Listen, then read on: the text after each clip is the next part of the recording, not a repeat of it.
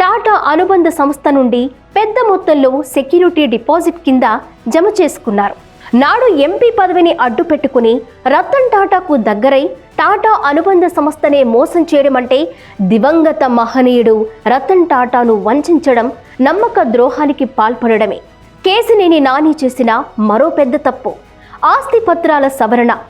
బ్యాంకుల్లో తనఖాలో ఉన్న ఆస్తుల పత్రాలను నాని సవరించారు. వాస్తవానికి మార్టిగేజ్లో ఉన్న ఆస్తుల పత్రాలు మార్పు చేయడం నేరం. అలా మార్చాల్సి వస్తే మాత్రం ముందుగా బ్యాంకు అధికారి నుంచి అనుమతి తీసుకోవాలి.